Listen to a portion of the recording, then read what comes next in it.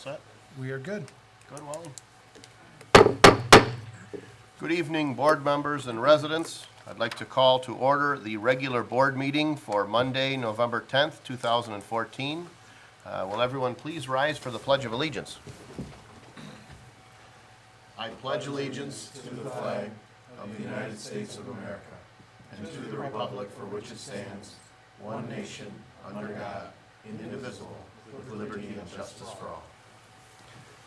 Mr. Witt, will you please take the roll call? Yes, Mr. Batanti. Here. Mr. Brado. Here. Mr. Caprell. Here. Mr. Tominello. Here. Mr. York. Here. Mr. Witt. Here. Mr. Verkest. Here. Thank you. Next is our approval of our consent agenda, including approval of the regular board meeting minutes of October 27th, 2014, and our special board meeting minutes of October 29, 2014. Approval of the bills in the amount of $497,241.18, and approval of the Smart Specialized Services Operation Assistance Program third-party contract in the amount of $3,241. Is there a motion or discussion? Supervisor, I'll make a motion to approve the consent agenda with the bills in the amount of $497,241.18. All right, we've got a motion by Mr. Tominello. Is there Support. support? Support by Mr. York. Discussion, board members? Hearing none and seeing no public comment, all those in favor signify by saying aye. Aye. Those opposed? Motion carries. Thank you, board. Next is the approval of the regular agenda. I didn't hear any changes to the agenda. If there are none, I'll be looking to approve the agenda as presented. So moved. Support. We've got a motion by Mr. York with support by Mr. Caprell to approve the agenda. Discussion? Hearing none and seeing no public comment, all those in favor signify by saying aye. Aye. Those opposed? Motion carries. Thank you. Next is announcements. Got a few announcements. The Harrison Township Public Library will be hosting two upcoming events. Tales with Tales, this Saturday, November 15th. Children will have the opportunity to read with a therapy dog for up to 15 minutes. And time slots for this event are available from 1 p.m. until 2:30 p.m. It is required that you pre-register. Cooking with Herbs will be held a week from this Wednesday, November 19th, from 7 to 8 p.m.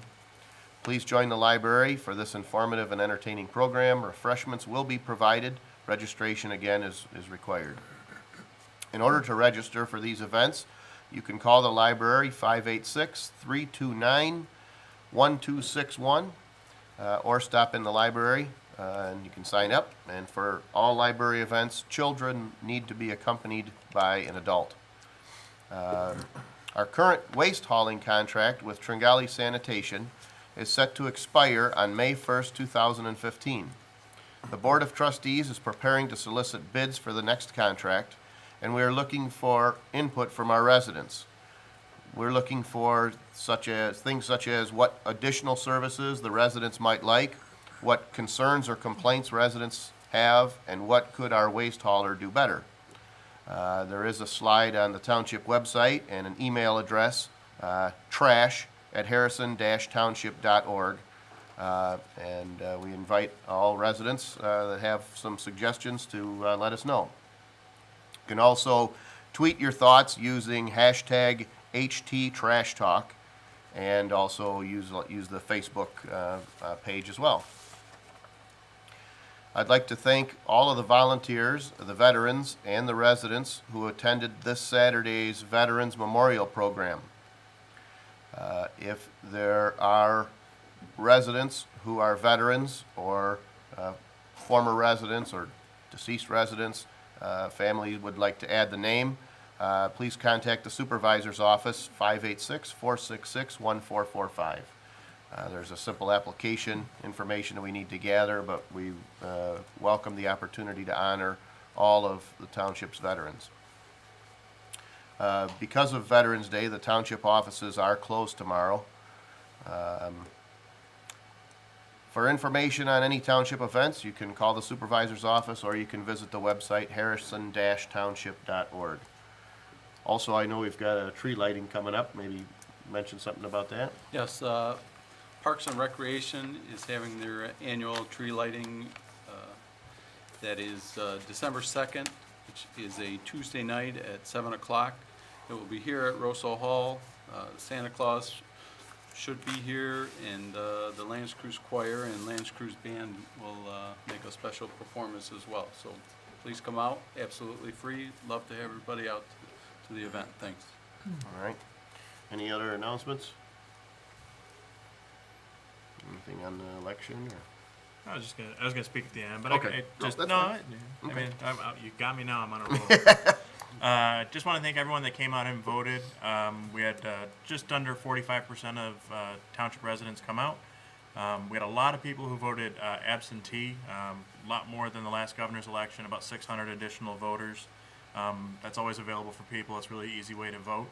Wanted to thank our election workers who we couldn't do the job without. Want to thank my staff, my deputy Marge Lucido and my election specialist Nico Crown. They both worked an insane amount of hours to make this thing happen. I'd also like to thank our election commission who, along with myself, helped oversee this election and made it a success. So thank you. All right, thanks, and of course, thanks to everyone who voted. Okay, and if there's no other announcements, we'll move on to item B on the agenda. It's the approval of the 41B District Court 2015 budget. We have Judge Sebastian Lucido here, along with some of his staff, to address the board. Good evening, everyone. As Supervisor Verkes said, I'm Judge Sebastian Lucido, here with my colleagues, Court Administrator Kim Silvestro, and our Finance Director Lynn Gustafson.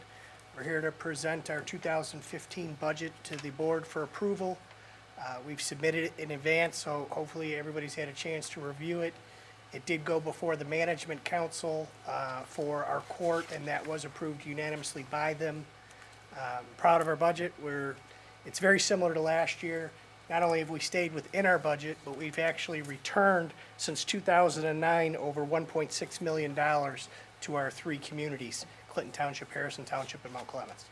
So we continue to make our bond payments for our building and remain in the black. So if you have any questions, I'd be more than happy to answer them. If not, we're requesting approval of our budget. Motion to approve the budget. All right, we've got a motion by Mr. York to approve the 41B District Court 2015 budget. Is there support? Support. Support by Mr. Brado. Discussion, board members? I would like to say, that I do like the 2010 excess of $90,000 back to Harrison Township than the 2013. That was a good year. It was. That was a good year. Must have been a lot of crime. There was a lot of tickets written, and we implemented a tax garnishment to collect on our past receivables, and our court administrator, Kim, was a big part of implementing that, and we garnished a lot of people's wages to get their arrearages of fines and costs that they owed to the court. So, Too bad there's no commission on those collections. yeah. Okay, any other discussion? Hearing none and seeing no public comment, we have a motion by Mr. York with support by Mr. Brado to approve the 41B District Court 2015 budget. All those in favor signify by saying aye. Aye. Those opposed? Motion carries. Thank you, board, and thank you, Judge. Thank you very much. Have a good Veterans Day. Thank you. You too. Okay, our next item on the agenda is item C1 from the Fire Department, approval to sell the 1997 Freightliner ambulance. Chief, could you speak to that? Absolutely. Good evening, board members.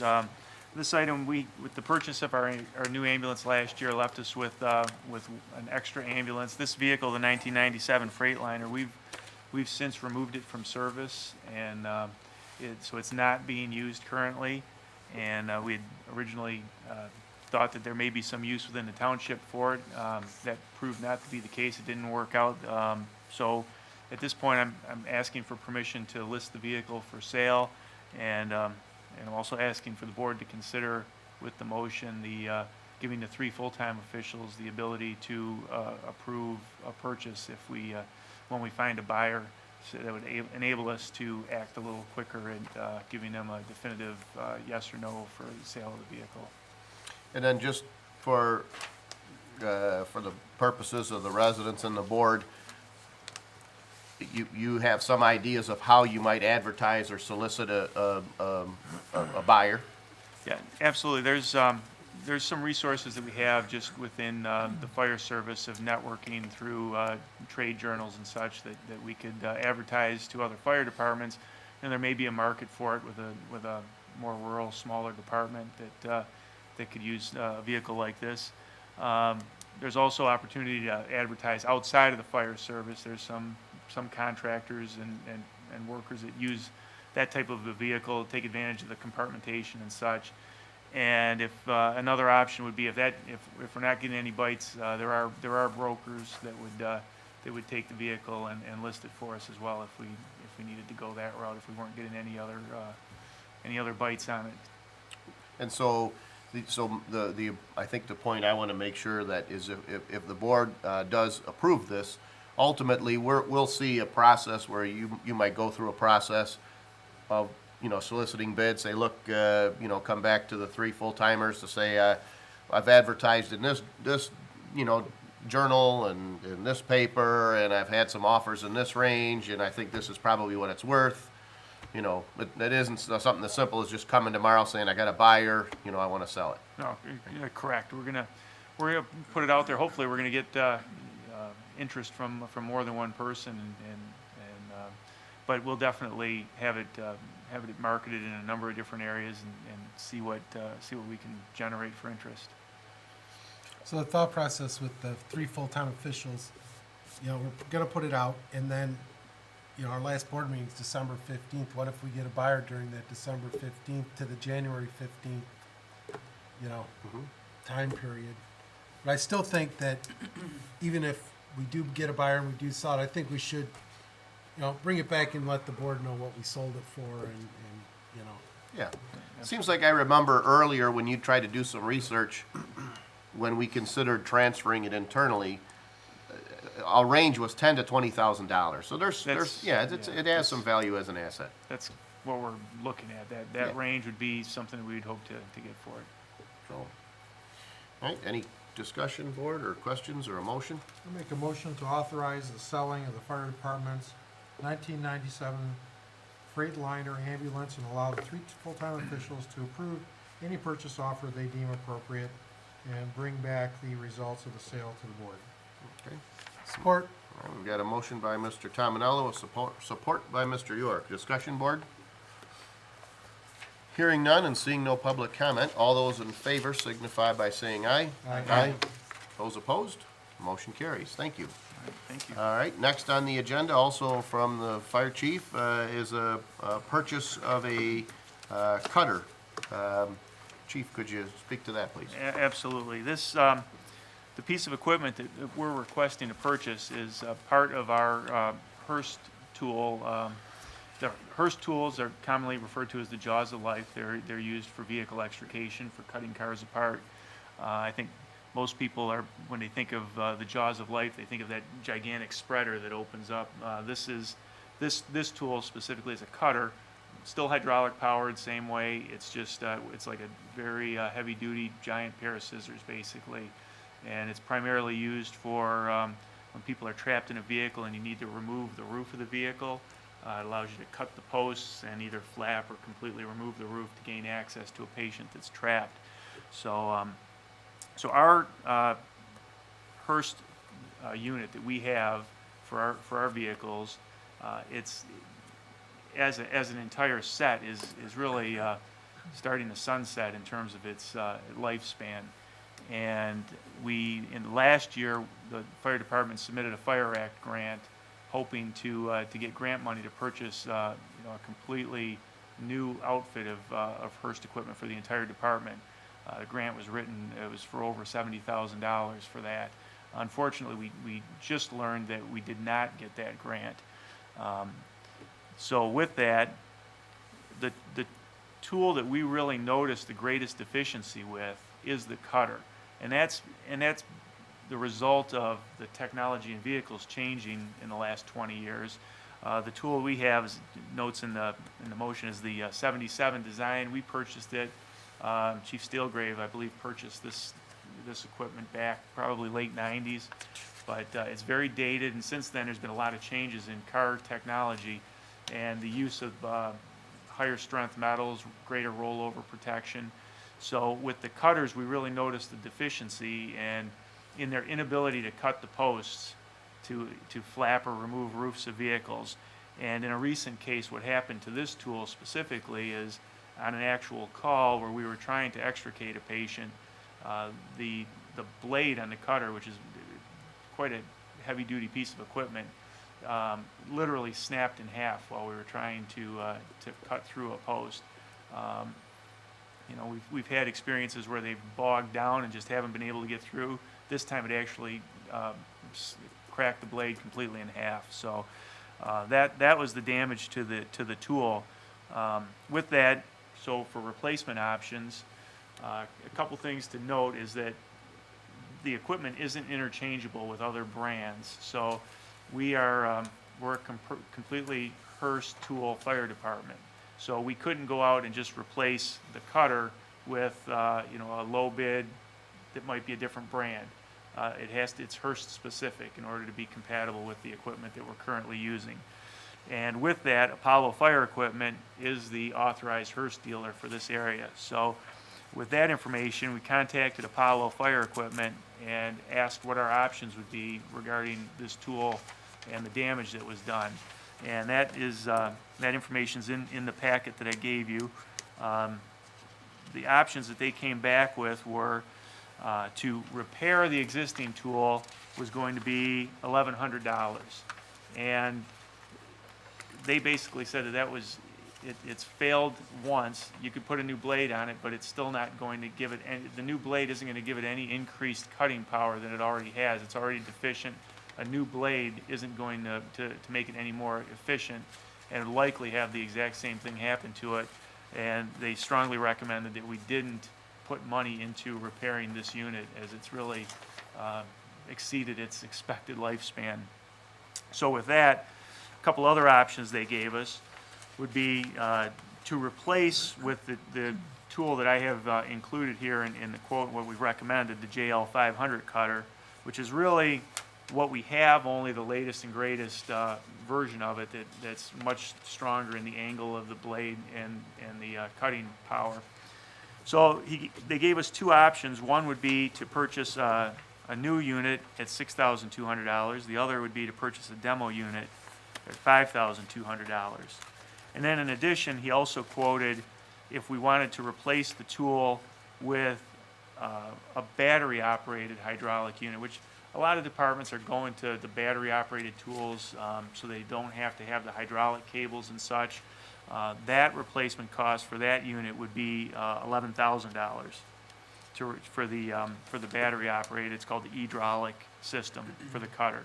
So, given those options, I spoke with Apollo Fire Equipment about the demo for $5,200, saving $1,000 going with the demo, and they felt that it was a good option for us because the demo unit that they have it's gotten very little use. The gentleman that goes out and does the demonstrations with it says everyone that wants a demo of Hearst equipment wants to see that battery-operated hydraulic unit, and so they're asking for that to be demoed.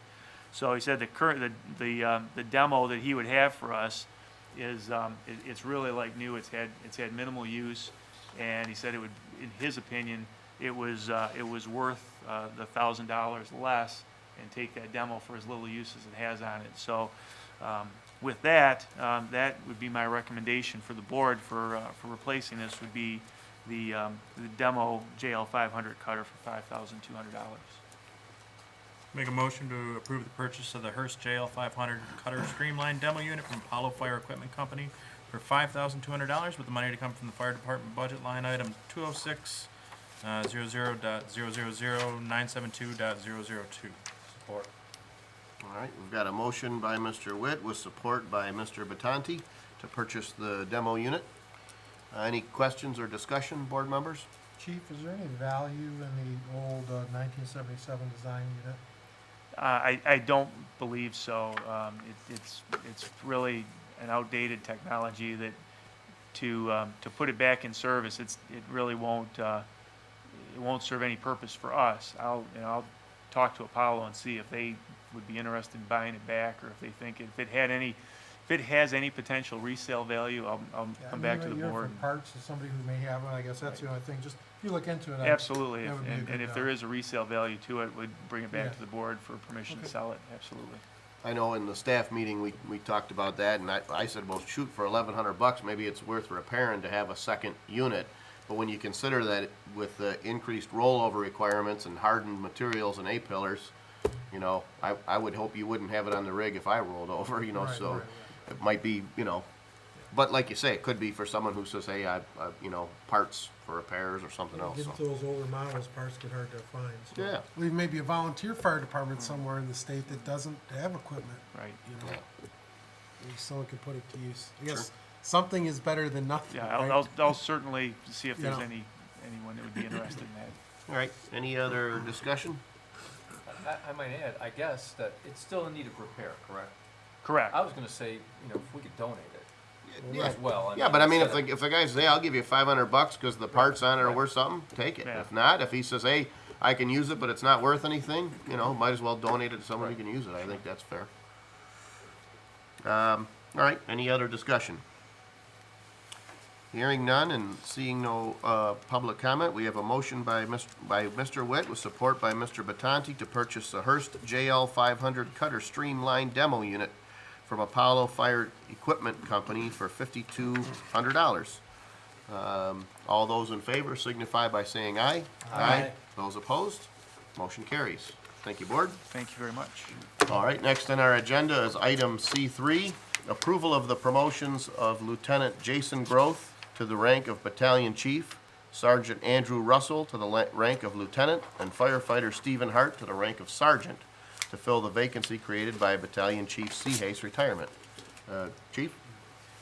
Well, board members, as you may know, Battalion Chief Kevin C. Hayes retired recently. That left us with a vacancy in the battalion chief's position for the department. That's one of our 3 shift commanders. So a little background, in our department, the way we're organized, you probably know, the battalion chiefs are shift commanders and also are responsible for coordinating the fire inspection program for their shift. And lieutenants on the department, on the 3 shifts, they work at Station 1 on Crocker, and they act as the training officers for the 3 shifts. And then our sergeant position, those individuals, they fill vacancies if the lieutenant or the battalion chief is not working on a given day. They fill in that role as the officer at one of the 2 fire stations. So with the vacancy that's been created, Lieutenant Jason Groth on Platoon 3, who as a lieutenant was working at the Crocker Station, we've since transferred him over to headquarters, and he's working in the role of shift commander for his platoon. And in addition, he's still a lieutenant at this time, so he's also doing the training work for his platoon as well, acting as the training officer on that platoon. So we've had the vacancy due to the retirement, and bring this motion forth to fill those positions in the fire department. Okay. Is there discussion or? Well, yes, I think we need to have some discussion on this item.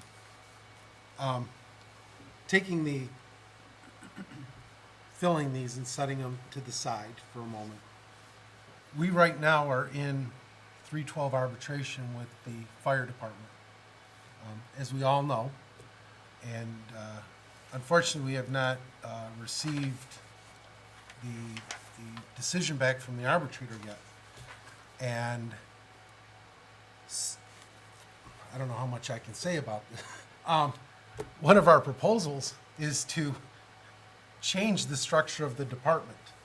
So by filling all of these positions, if in fact we get a favorable arbitrator's award we will get no savings out of at least one of these spots. Because I don't know, when we were, well, I don't know how much I can say.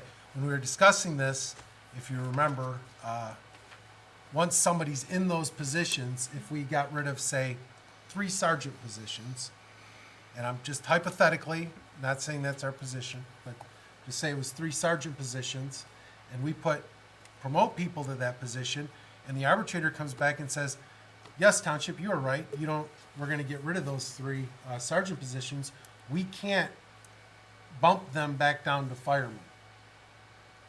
And I think right now we should table this until we get that 312 award. And I don't know if 1 item or 10 item or 20 items, I don't think any of us know how the arbitrator is going to rule on these items at this point. And I just think that we should table this. I think that we got to be within maybe a month and a half. I can't, maybe January when it comes out. I know that the panel's going to be getting together, I believe December 1st, and discuss it. And I don't know, I would assume sometime after that we should get some type of award either way on what's going to happen, board members. Well, you mentioned the timeline. I ultimately, the timeline is dependent in some part on the arbitrator. Now, we've got legal counsel here. I know that there is a timeline dictated by the state, and then there were, literally, when Act 312 was readdressed, I think in 2011 or 2012, they adjusted some of the timelines, but the arbitrator does still have a certain amount of latitude. It was our understanding that we would have a decision at the beginning of this month, but right around that same time, the arbitrator approached both parties, both members of the panel. The panel is comprised of the arbitrator, a representative of the union, and a representative of the township. In this case, it's our legal counsel. Approached each one of them saying, I'd like to sit down with each of you. When are you available? The date proposed was December 1st.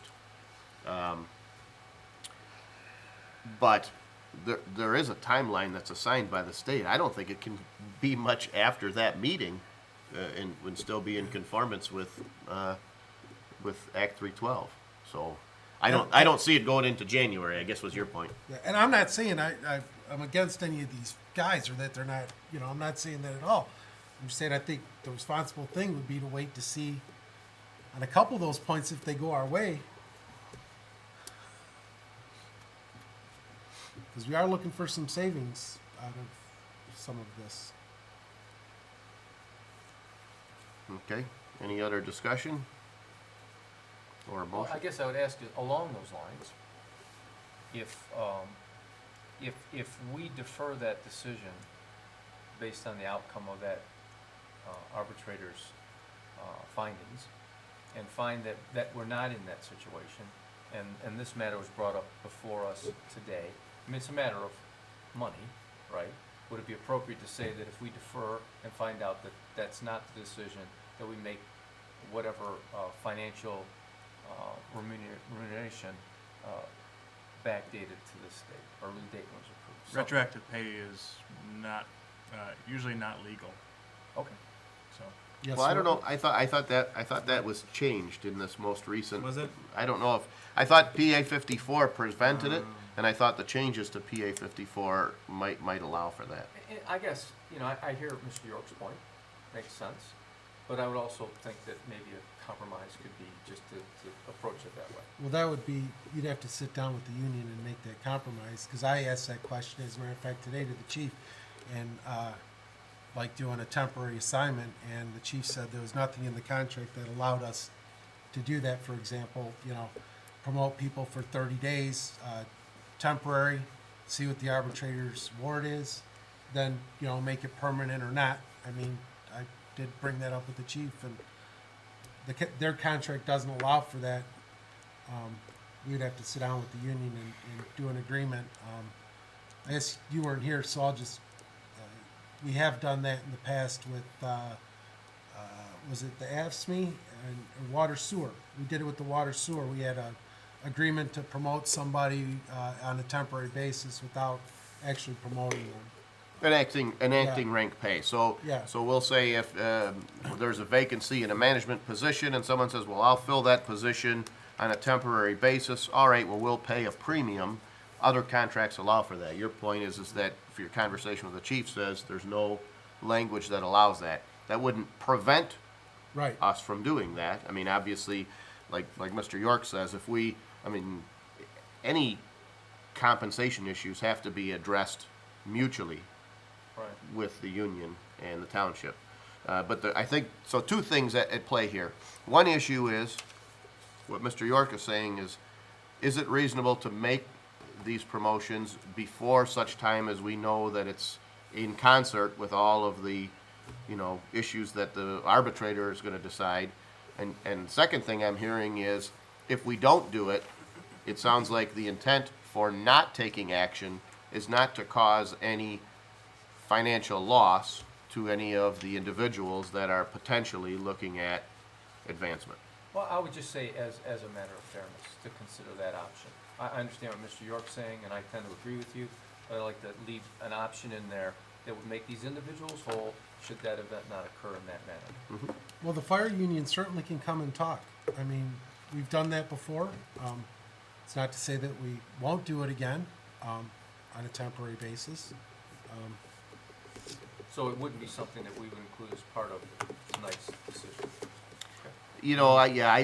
I think if there were a motion made to that effect, it would have to be something such as direct, the supervisor or the 3 full-time officials to propose something to the union. So this board, in other words, let's say, as odd as it may seem, it's my understanding that if this board says, you know what, we want to give every employee a $500 bonus, because they're bargaining unit members, we actually have to meet with that bargaining unit and come to that term. So I don't believe we could make that motion to say we declare this, but we could make a motion to say we direct someone to, approach the union with that or something like that. Well, I can't imagine that the union's not watching this right now. And if they want to do that, they certainly can come and talk, and we can do a letter of Okay. agreement, and we can bring it back at the next board meeting. I mean, that is the process, right? Mhm. And that is their right to come and talk and come up with some type of letter of agreement in the interim. Mhm. I'm not necessarily against that, Yeah, just for the record. okay. Can I ask the chief, just operationally, if we say we're gonna wait, we're okay? The fire department it's not like, I understand there's a need for the positions to be filled at some point, but delaying it a couple weeks isn't gonna really hamper that much. They're sort of been doing it for a little bit. Yeah, I think if we're talking a matter of a couple of weeks, I think that obviously we can survive in the short term. I mean, there are just, as I said, there are people that are being tasked with, Sure. Specifically Jason, especially being tasked kind of with double duty. Right. That I think there becomes a point where I think that you're asking a bit much for an individual to do. Correct. But I think Sure. in the temporary matter that we're speaking here, it seems reasonable. Well, it would seem to me we're talking about two issues. One is operations, maybe 3 issues. One is operations, are we functional? 2 is the timing, because it's so close to the potential for a decision, is it poor timing? And 3, is it the board's intent to do this strictly for a short-term financial gain? From the operations standpoint, I'm hearing you say that although we're effectively taking advantage of some people because they're doing work that they're not being paid for, we're not at risk. Is it a good time to do, or is it wise for us to wait a matter of weeks to find out a decision? That's the second thing. The third thing is it the board's intent to cause a financial loss to any of the employees that are in fact performing additional duties or eligible? And it sounds like, at least I'm hearing that no, it's not the intent of this board to cause anyone financial loss. But there is some logic presented by Mr. York saying, should we wait on the timing? From the operations standpoint, it doesn't sound like we're at some risk or operating in some danger, but rather, like I say, kind of asking a little extra for from at least one individual, but potentially three. You know, keep in mind too, this contract technically ended December 31st of last year. I mean, we all thought that, I mean, I didn't think it was gonna be, you know, November and we're still talking, you know, being in arbitration, in all honesty. I thought this would have been done. So I think the more important issue is, you know, not that we're doing maybe promotions, more importantly, we're down 2 guys, right? So, you know, I don't think this board is gonna be hiring anybody until that arbitrator's award. It's true. You know, I just think we had the same amount of guys. We're at 25. We still have 25 tomorrow. You know, see what happens, and you know, I'm sure that the minute that arbitrator's award comes out, we'll be putting this right back on the agenda. I can't see we won't. You gonna put that in the form of a motion, Mr. York? I'd just like to say one thing before you do that. I think the potential, I mean, we're saying 2 weeks, but I think the potential is 4 weeks. I think it is 4 I weeks. think it's Yeah, more I than don't, 4 weeks. I don't think we'll know, So- I don't think we'll know anything before Just so December we're being 1. upfront, Yeah. it's not 2 weeks. Correct, that's understood. It's probably more than 4 weeks. I was thinking it was December. That's why I said January.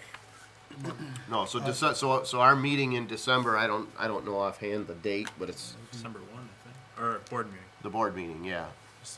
December 8th, Okay. If so, I think. It's December 8th. yeah, so that would be a week after, you know, we'd potentially know something by then. I guess I'll make a motion to table this item until the arbitrator's award. Support. All right, we got a motion by Mr. York, with support by Mr. Tominello to table the promotions until the award or until after the award. In other words, they're not effective the date of the award. Is that what? No. I want No, to I'm make sure saying that we're gonna clear. bring them back, you know, whatever we decide. I mean, I don't know how it's gonna turn out either way, but we'll evaluate at that point and bring whatever promotions we need to bring back after. Would I, just so that we're clear, would it be a reasonable amendment to say that we'll table this and readdress it after? In other words, it's tabled.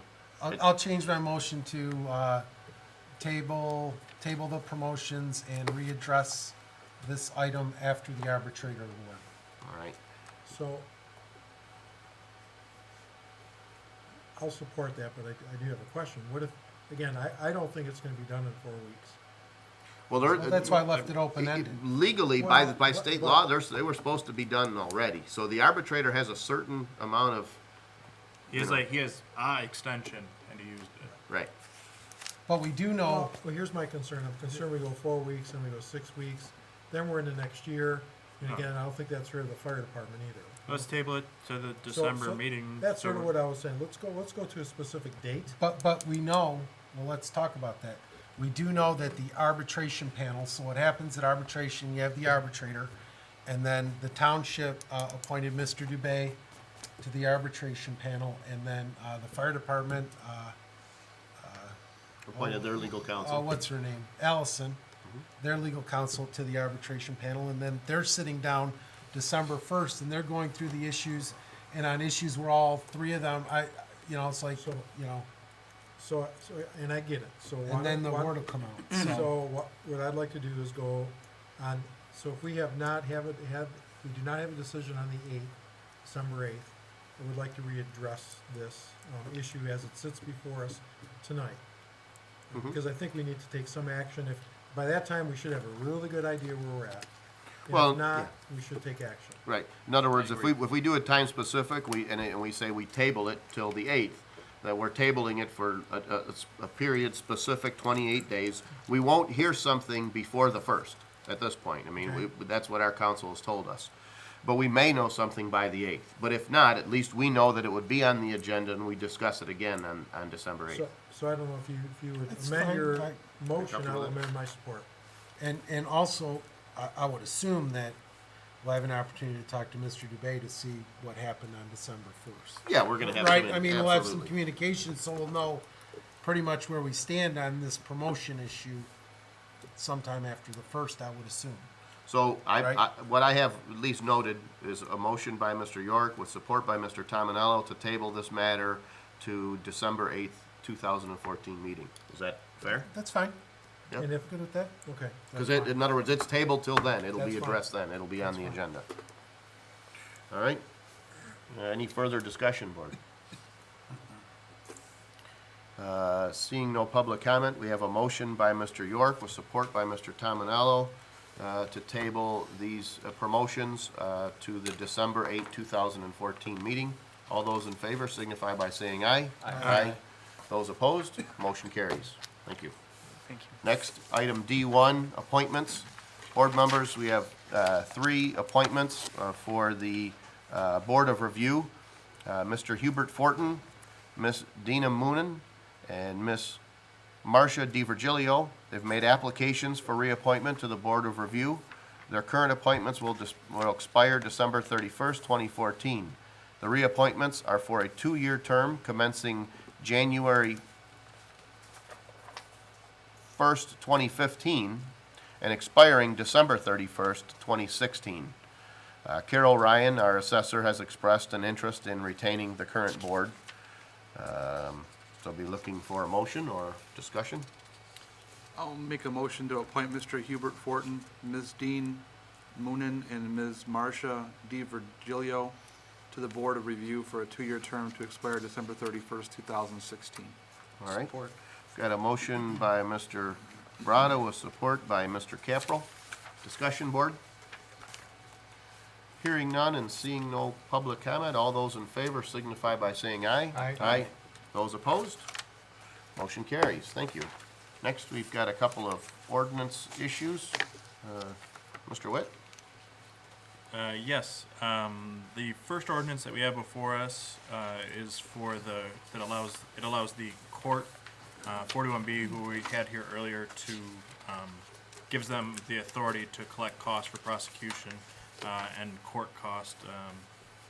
This is based off of the Supreme Court ruling that said the courts had no authority to do that, given themselves, but the townships can act to give them that authority to do so. This is how, those court costs and charges are how the court funds itself for the most part, so sort of important for their operations. All right. This is the second reading or adoption after the reading. This right? would be adoption, yes. Is there a discussion or a motion? I'm gonna make a motion, or you want to, Adam? No, go ahead, All Rick. right. This is a long one. I'll do it, fine. Motion to adopt ordinance number 382, amending Chapter 1 of the Code of Ordinances, Section 1-7, providing authority for the collection of cost and prosecution and court costs, repealer severability penalties, which shall become immediately effective 30 days after publication, and to publish a notice of adoption at the Charter Township of Harrison, that the full text may be reviewed in the clerk's office during normal business hours. Support. All right, we've got a motion by Mr. Witt with support by Mr. York. Discussion, board members? Hearing none and seeing no public comment, Mr. Witt, will you please take a roll call? Yes, Mr. Witt, yes. Mr. York? Yes. Mr. Batanti? Yes. Mr. Brado? Yes. Mr. Caprell? Yes. Mr. Tominello? Yes. Mr. Verkest? Yes. Thank you, board. And we've got one other ordinance amendment. Mr. Witt? Yes, this is the amendment to our ordinances that would remove the minimum seawall height for new and replacement seawalls in Harrison Township. So, And again, we discussed this at our last meeting.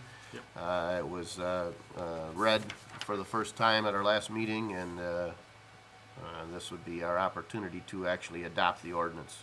I'll make a motion to adopt ordinance number 383, an ordinance to amend chapter 94, article 3, section 94-74, by removing subsection 1, the requirement for a minimum seawall height for new and replacement seawalls, and should become immediately effective 30 days after publication, and to publish a notice of adoption at the Charter Township of Harrison, and that the full text may be reviewed in the clerk's office during normal business hours between 8 a.m. and 4:30 p.m. Monday through Friday. All right, we've got a motion by Mr. Tominello with support by Mr. Batanti to adopt the ordinance, eliminating the requirement for a minimum seawall height. Discussion, board members. Hearing none and seeing no public comment, Mr. Witt? Yes. Mr. Tominello? Yes. Mr. Batanti? Yes. Mr. Brado? Yes. Mr. Caprow? Yes. Mr. York? Yes. Mr. Witt? Yes. Mr. Verkest? Yes. All right, board members, we do have a closed session to discuss the AFSMI and GELC negotiations, but before that, we'll open up the floor for public comment. How you doing? William Bardell, 18-year resident. I just want to touch on a couple of things real quick. I know you guys are in negotiations. This last summer, I golfed with a good buddy of mine, and after we went golfing, he said to me, "Hey, let's go over to my son's house, have a couple beers in his man cave." And so I said, "Yeah, okay, what the heck, you know." So he had a nice ranch home just north of 10 Mile in Warren, Michigan, in Warren, between Ryan and Mound. He was just north of 10, I would say about 10 and a quarter. We started, BSing about the Navy and about bike riding and working out and everything, backsmacking, drinking beer and so forth. And he's an engineer. He works in Chesterfield Township. He's a young guy. He's 28. His wife is a registered nurse. She works at Mount Clemens Regional. Good jobs. And, I was BSing about the bike path, and I said, "Hey, have you looked in Harrison Township? Why not, move to Harrison Township? I know we have, little areas that are affordable, and so forth." And he said, "Yeah, I did look in Harrison Township." I said, "Well, what happened? What happened?" He said, "It was a nice house, really nice lot." And I go, "No, you just like these nice 3-bedroom brick houses." He goes, No. He goes, "My wife actually likes an older house, an older craftsman type." And I asked him, I said, "Well, where was it? Where was it?" "Well, I'm not going to tell you where it was." But he said, "I didn't make an offer on it because the house across the street looked like a garbage dump." So I bit my tongue. I just let him spill his guts out. I didn't say nothing, about anything. And I just let him talk and talk and talk. And on the way home, I thought to myself, wow, we busted out on this guy, this young guy, 28 years old, that moved to Midtown Warren instead of Harrison Township. We're farther away from Detroit. He's an engineer in Chesterfield. His wife works in Mount Clemens, and he's living in Midtown Warren. And I'm thinking myself, I could see us busting out on maybe Frazier, because during the Great Recession, their worst year, their resale values only went down 7%. But I'm wondering, I can't believe how, we could bust out on this guy. Now, I don't know if that house is going to be a rental property or what's going to happen, but these are the kind of people that we want in our township. Now, obviously, the house that he looked at, the people across the street didn't understand Appendix A zoning ordinance, Article 3, Section 3.34, or Appendix A zoning ordinance, Section 2, Article 2, Section 2.01, interpretation. But my thing is, why can't we give our ordinance officers the tools that they need to enforce some of these blight ordinances? I'm just giving the information. What you do with it is up to you. The other thing I want to talk about real quick is, I know Mr. Maher's got some proposed zoning changes coming up. 2.0 Section 1.8, 2.0 Section 19-15, 2.0 Section 1621. I've been through these 3, 4, 5, 6 times, and they seem really reasonable. I know there's some things in there for the new village district, and I'm just wondering why it's sitting in limbo. I know that they've talked about, what's the difference between this zoning change and that zoning change, but I know, in all honesty, Mr. Maher's not going to go through that and make the changes. But I would say to anybody who wants to read these, if they don't have the internet, to go to our library. We're paying $0.5 million. Go to your librarian, our library here, and look at these, and they're very reasonable. And one thing I want to say is, if we do want to have this village and this enterprise zone, we really need to pass these. Like I said, these are reasonable zoning changes, and I've been through them. And I think it's a good idea to go ahead and get this job number, these passed real quick. If you go on the internet and scroll down to the zoning and building and zoning, scroll down, and these are proposed zoning changes. Also, real quick, I want to talk about billboards. I went to visit the mother-in-law over the weekend and went up 94, and I noticed we had 12 billboards in Harrison Township, but when I went north of Hall Road, which is Chesterfield, then of course I got on the Richmond exit, there was 0 billboards. 0 billboards. That's another thing you might want to think about.